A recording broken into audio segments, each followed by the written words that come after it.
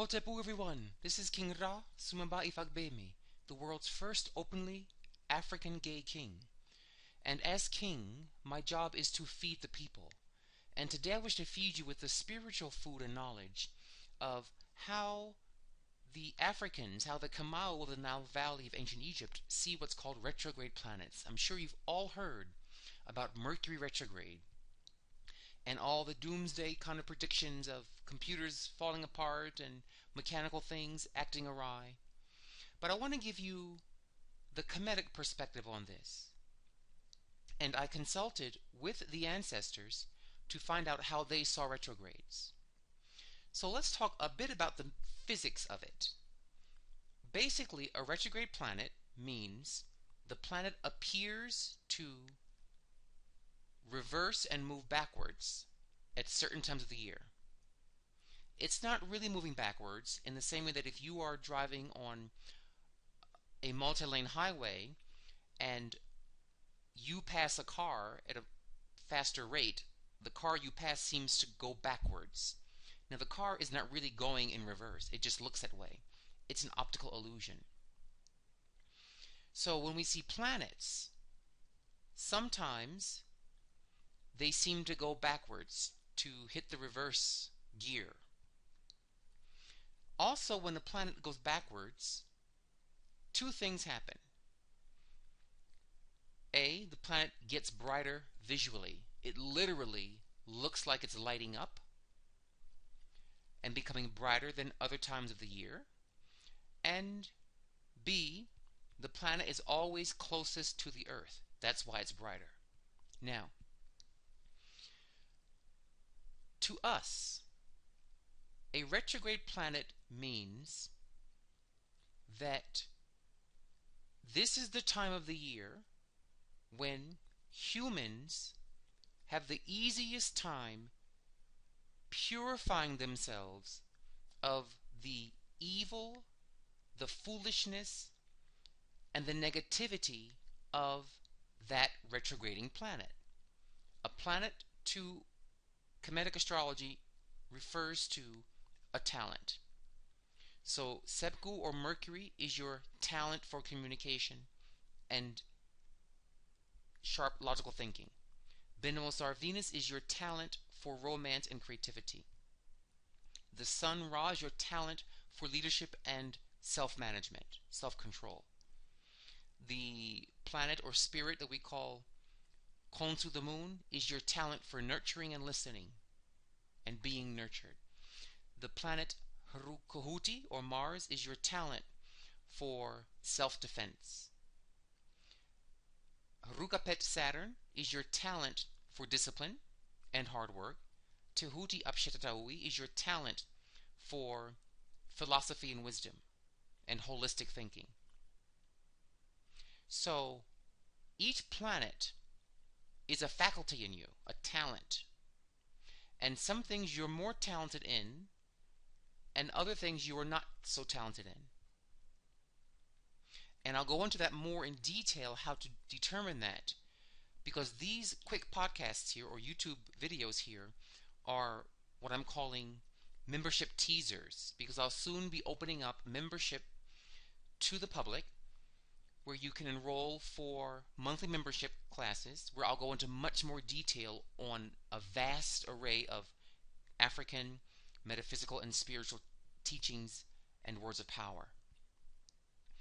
So let's say you were born in your chart with Benemossar Venus retrograde.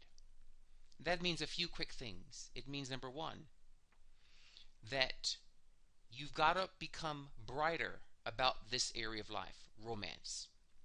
This part of your life is ready to become more intelligent, brighter. And you become brighter in it by worshiping that planet, giving it offerings, because the planet is closer to the Earth. Therefore, it is able to more readily see things of the earth, things that we give in offerings, like you see on the screen here. The Pharaoh giving incenses, pouring libations, the High Priestess here giving oils and foods on the table of offerings. That during that time, it is the best time to do a lot of spiritual offerings to that planet, visualizing and praying for you to be sloughed off of the evil of that planet, the foolishness. So in this image here, this high priestess is giving offerings to the planet Venus, called Heteru in this case, praying that all of her, as in the priestess's foolishness, miscalculations, misunderstandings about romance are washed away, are made pure. So the rule is retrograde periods are the times in which you can let go of your foolishness, wickedness, and miscalculations with that particular talent in you. Sepku or Mercury retrograde means time to let go of your foolish communication ways, your cockamamie logic. Let it go. It's the purification window for that talent or planet or faculty within the year. Now, I have also seen a few other details intriguing about retrogrades. Retrogrades deal with not only the moment to do offerings to that planetary spirit to remove the evil you may have attached to that spirit, but it also gives you a kind of free will that I don't find in planets that are not retrograde. Retrogrades, said the ancestors, deal with things in the past life you simply thought were not important to deal with. You didn't abuse that god or goddess or that talent. You didn't misuse it and hurt people with it. You simply felt, let's say it's Venus retrograde, you simply felt in a past life marriage is not important. Relationships aren't important. Love is not that important in this life. I'd rather have a career or rather have adventures or whatever you thought. It's not considered an evil, it's just a negligence.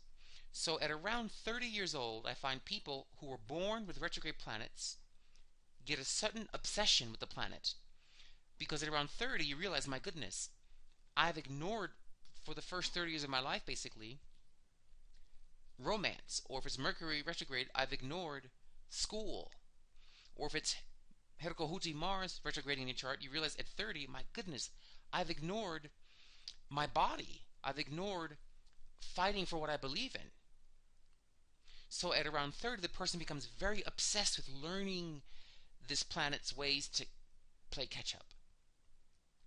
And finally, retrogrades seem to have this component where their karmas don't hit you at full speed. It's as if you have kind of a choice more than any other kind of planet to deal with that planet or not. If you have Benosar retrograde, you don't have to get married. You're not going to be forced karmically to get married or to have a relationship or to be creative. You have to choose retrogrades. You have to choose to become bright in that area, to learn about that, and to realize, well, why don't I have relationships? And to really investigate why that is. What are my cockamamie views of relationships or miscalculations? Do I have understanding of romance and how to touch someone and how to talk to people? So at around 30, you become very intrigued by that planet. So stay tuned for more teachings on this. As I mentioned, I will go into much more detail when I open up the membership to the public in a few weeks from this date, which is May 31st, 2016. And you'll see if you have your own retrogrades in your chart and what that means. Also, these classes will be taught to the public. I've decided to no longer teach astrology on any individual basis, but to teach it in group format online through membership for communal fortification. So, may you be bright and make good karmas. No matter what in life, like the stars remind you, always look up. Hotapu.